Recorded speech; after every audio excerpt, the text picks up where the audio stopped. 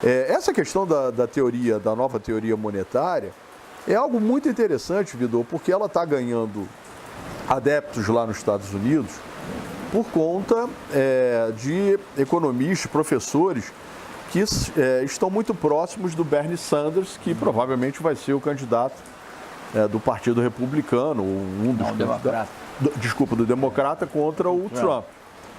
E tem uma deputada dos democratas, a Alexandria Cortez, que ela também está nessa vibe dessa nova teoria. E aqui o André Lara, que é um economista muito respeitado, um dos formuladores lá do Plano Cruzado. Plano Real também. Né, ele trouxe essa discussão.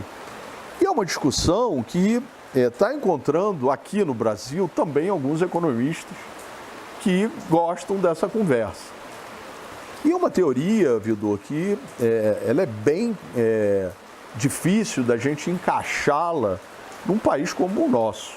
Porque essa teoria, ela defende um pouco aquela tese, lá do início do século XX, né, chamava cartalismo, que a moeda, ela existe para você fazer conta.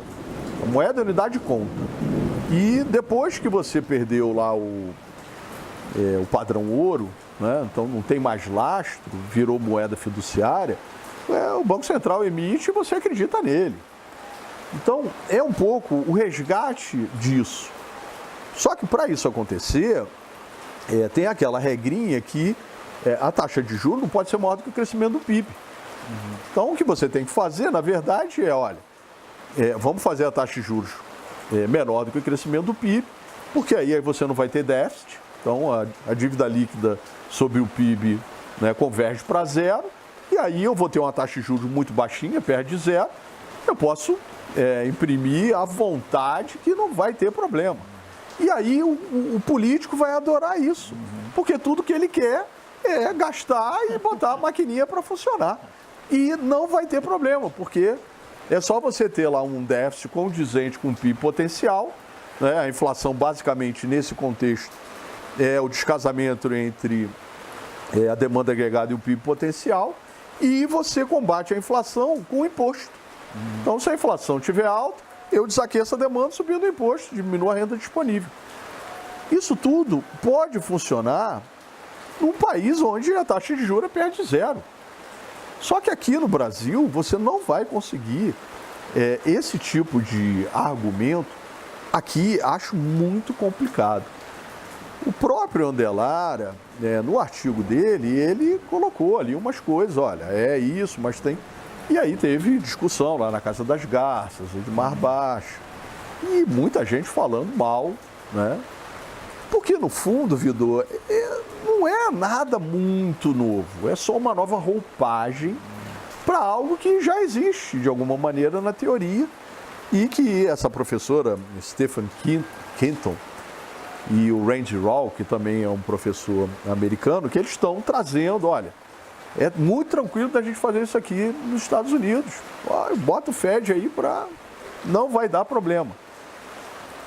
Tenho minhas dúvidas, mas aqui, pelo menos, do jeito que a gente tem o desenho, acho praticamente impossível. Eu acho que também isso é um pouco reflexo dessa longa crise econômica que o mundo passou, né? O baixo crescimento.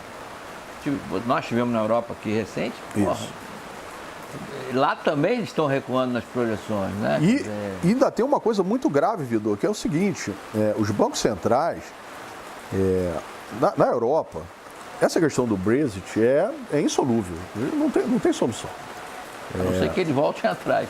Sim, mas aí é um pouco aquela coisa do Fla-Flu que a gente está levando para lá também. E o orgulho inglês, né? Como é que eu vou voltar para trás? Exatamente. Então, você está ali... Fizemos uma besteira... monumental. Peraí, vamos rever isso aí, gente. Não valeu, foi um momento de maluquice. Então, mas aí você vai entrar nesse Fla-Flu que eu estou falando. Porque quem era contra agora é a favor, quem é a favor agora é contra...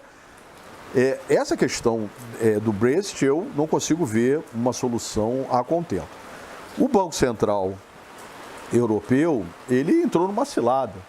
Você tem países lá com enormes déficits, né? Problema da Itália. A Itália está agravando a situação porque ela começou a receber os refugiados e você acaba, né, tendo um problema de... O mercado de trabalho lá mercado de trabalho é mais... muito complicado. E a França também. A França com essa questão lá Está rígido, muito rígido o mercado. Com a questão dos coletes amarelos. Então, a Europa tem um problema muito grave e o Banco Central trabalhando com uma taxa de juros muito baixa. O Japão continua com uma taxa de juros muito baixa, eternamente baixa. Então, no fundo, a crise, ela ainda está reverberando, de alguma maneira está. Talvez não nos Estados Unidos, porque eles foram... A economia lá é muito dinâmica. Aí saíram pela tecnologia da informação, né? Exatamente. Google, e Amazon. Isso aí, que tem um peso hoje. Serviço, hoje Estive tem lá em peso Israel, muito grande. também é isso. Impressionante. E essa questão da guerra entre o Trump e a China está parecendo que está caminhando, de alguma maneira. É um tremendo blefe, né? A mesa de poker, todo mundo blefando um lado do outro. Agora eles chegaram cartão na mesa e tem que... Eu tenho falado muito isso lá para os garotos. A China tem a faca e o queijo na mão. Ela tem 3 trilhões de dólares em reservas. Onde estão essas reservas? Estão compradas em Treasury, em título do Tesouro Americano. Se o chinês começar a vender o Treasury, a taxa de juros vai explodir. Então, se o cara começar a vender, isso vai causar um problemaço lá para o Tesouro Americano. E o ouro vai explodir também. Então, o chinês, de alguma maneira, ele tem cacife, ele tem umas cartas na manga que são cartas, né, de peso.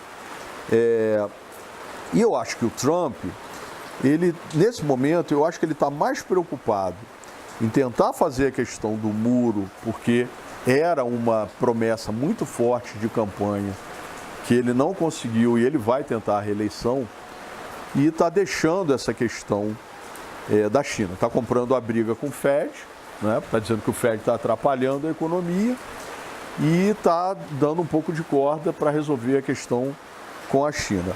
De qualquer maneira, a gente aqui depende da economia internacional. Não tem jeito, não somente por causa do setor exportador, mas porque na hora que você melhorar a economia, você vai precisar, daqui a um tempo, na hora que você ocupar a capacidade ociosa, você vai precisar melhorar o parque industrial, você acaba importando. Então, a nossa corrente de comércio é muito baixa ainda em relação ao resto do mundo. O mundo globalizado é um dominó. Se você aperta de um lado... A gente exporta menos que a Polônia, né? Está na hora de fazer uma mudança. Mas, para isso, a gente precisa resolver essas questões de produtividade. Produtividade, nossa, é muito baixa. Essa tal da MP, da liberdade econômica, está indo nessa linha, pelo que eu entendi, de tentar melhorar a produtividade.